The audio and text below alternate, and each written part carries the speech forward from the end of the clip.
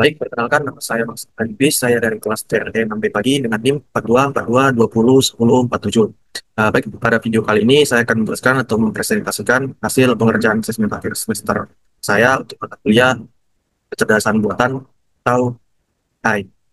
Nah, pada video kali ini panduan yang saya ikuti untuk mengerjakan asesmen tersebut yaitu pada langkah atau soal berikut, di mana pada AS ini akan melakukan signal prediction, di mana sebuah sinyal acak akan menjadi data learning bagi NN backpropagation. Nah, ada dua input, yaitu input X1 dan X2, sedangkan output yaitu Y. Nah, langkah pertama itu adalah membuat sinyal acak. Untuk sinyal acak ini, setiap mahasiswa berbeda dengan jumlah sampel N sama dengan 1000. Lalu selanjutnya lakukan learning dengan input X1 dan X2 dengan input Y sebanyak N sama dengan 1000 sampel. Lalu setelah learning kemudian lakukan feed forward dengan melakukan run pada program feed forward sehingga seolah-olah feed forward sedang berusaha menggambar dari sinyal acak tersebut.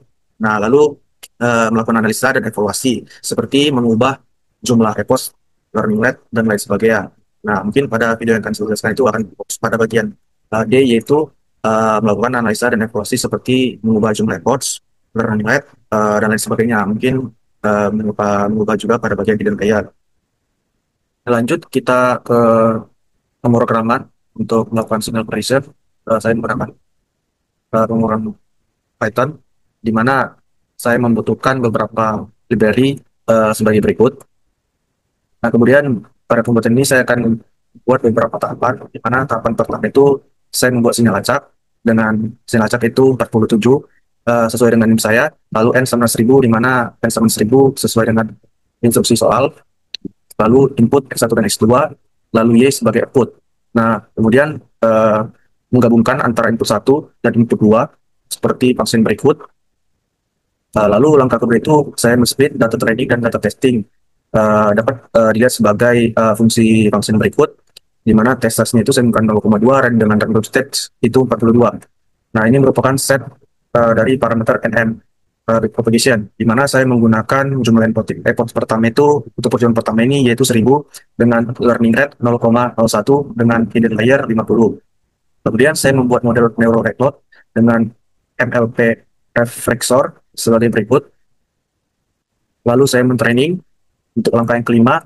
Selanjutnya memprediksi dengan model prediction yaitu X-test. Lalu mengevaluasi untuk MSE-nya sebagai function berikut. Lalu saya juga membuat fungsi untuk menyimpan hasil ke untuk CSP dengan fungsi sebagai berikut. Nah, untuk penampilan data grafik, saya membuat beberapa visualisasi. Di antaranya itu, saya membuat visualisasi hasil prediksi dan aktual dengan data pertama yaitu sebanyak 100 data dengan function sebagai berikut. Lalu saya memvisualisasikan kurva loss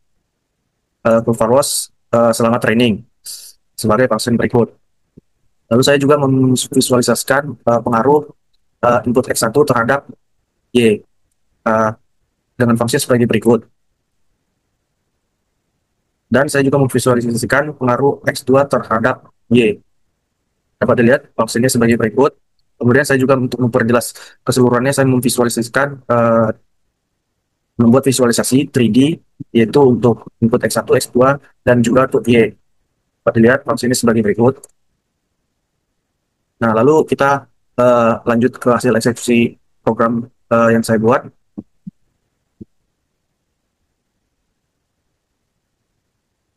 Nah, ini merupakan tampilan dari eksekusi program yang saya buat, yaitu dengan parameter jumlah AirPods-nya itu 1000, learning rate 0,01 dengan hidden layer 50. Nah, analisa yang dapat kita ambil di sini yaitu dapat dilihat garis Y prediksi atau yang berwarna oranye hampir selalu menyatu atau sangat dekat dengan garis Y asli atau garis yang berwarna biru. Nah, ini menunjukkan bahwa model berhasil meniru pola sinyal asli dengan sangat baik. Nah, untuk presisi tingginya itu dapat kita lihat hampir tidak terlihat deviasi besar antara nilai prediksi dan nilai target. Bahkan ketika sinyal sangat fluktuatif atau sinyalnya itu naik turun dengan cepat, artinya model dapat mempelajari fungsi non-linear dari Y sama dengan sin dalam kurung 2i X1. ditambah cos dalam kurung 2V(x2). Nah, itu sudah cukup baik. Lalu jumlah efforts dan parameter sudah sesuai, di mana dengan effort sebesar 1000 dan learning rate dengan 0,01 dengan hidden layer 50, yaitu model dapat mencapai konvergensi optimal. Nah, jika terlalu kecil efforts atau learning rate-nya, eh, biasanya prediksi akan terlihat menyimpang. Nah, dapat diambil kesimpulan dari prediksi grafik ini, prediksi feed forward terhadap 100 data uji pertama itu dapat dilihat bahwa hasil prediksi neural network atau yang berwarna oranye sangat akurat dan hampir menyatu dengan data target sebenarnya, yaitu dengan garis berwarna biru. Ini menunjukkan bahwa model berhasil mempelajari fungsi nonlinear, yaitu Y sama dengan sin 2V(x1) ditambah cos dalam kurung 2V(x2).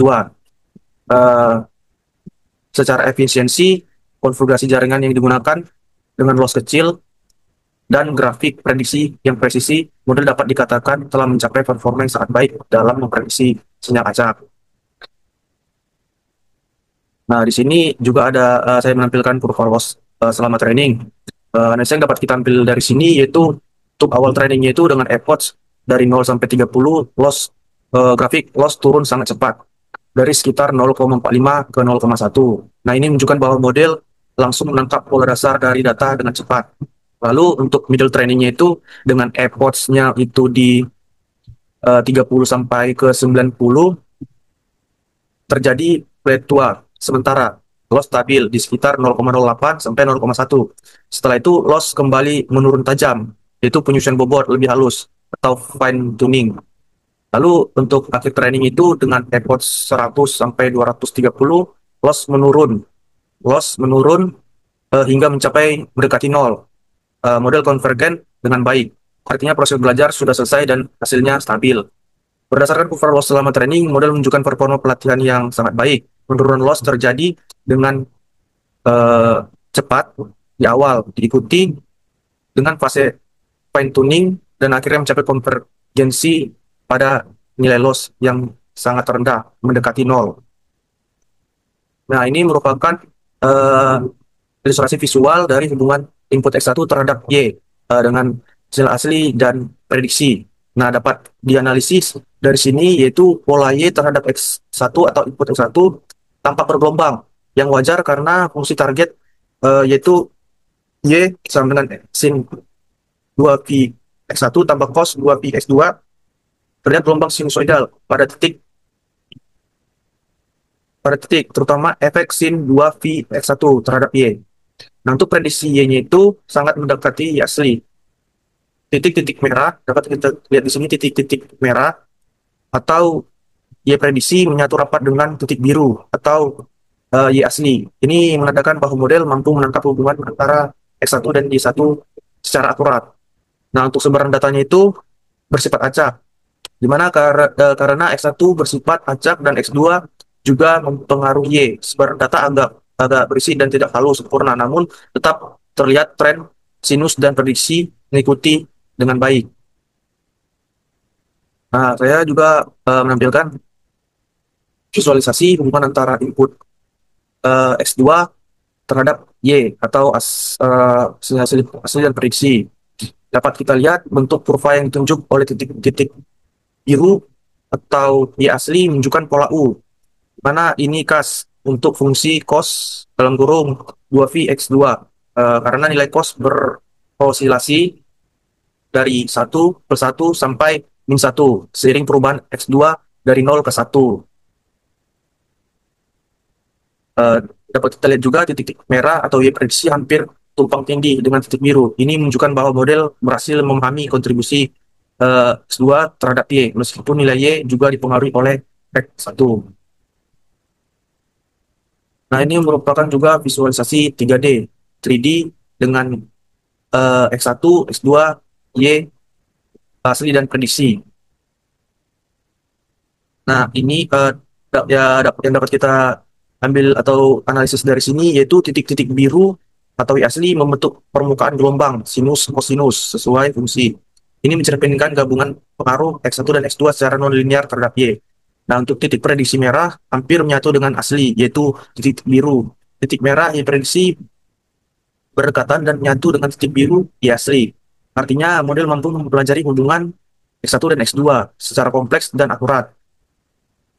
Dapat disimpulkan dari visualisasi 3D ini menunjukkan bahwa model neural network yang dibangun telah berhasil merepresentasikan hubungan non-linear antara dua fitur, yaitu X1 dan X2 sebagai input dan target dan output yaitu Y.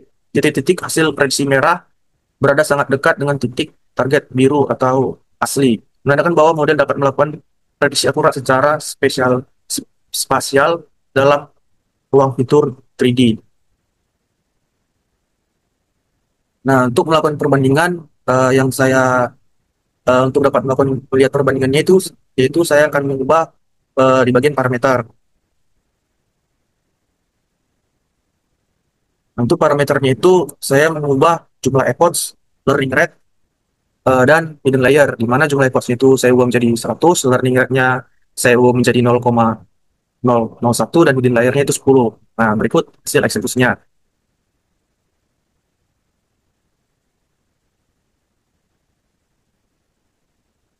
Nah, ini merupakan perubahan parameter yang saya ubah-ubah antara efforts, learning rate, dan hidden-nya.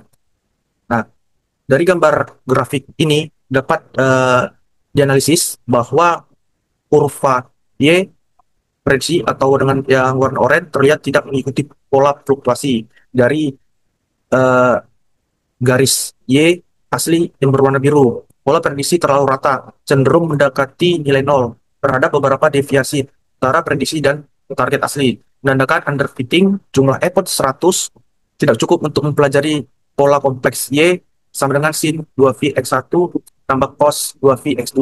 Jaringan belum mendapatkan informasi cukup untuk menyusun bobot optimal. Nah, untuk kurva loss-nya itu dapat kita kita lihat di sini. Nah, ini merupakan tampilan dari kurva loss dari parameter yang saya ubah dengan EPOS 100, learning rate 0,01, dan hidden layer-nya 10. Nah, dari kurva loss ini kita dapat lihat loss menurun secara perlahan dan belum konvergen. Di akhir EPOS ke 100, loss masih berada di sekitar 0,37. Training belum mencapai titik optimal dengan EPOS terbatas. Model tidak mampu meminimalkan error dengan baik. Ini memperjelas mengapa prediksi buruk. Dengan settingan parameter sebagai perbandingan antara grafik dengan parameter yang berbeda di awal tadi. Nah, kesimpulan yang dapat uh, kita kita tarik yaitu model neural network backpropagation berhasil dengan memprediksi sinyal acak berbasis fungsi sinus dan kosinus dengan parameter arsitektur yang tepat, yaitu dengan uh,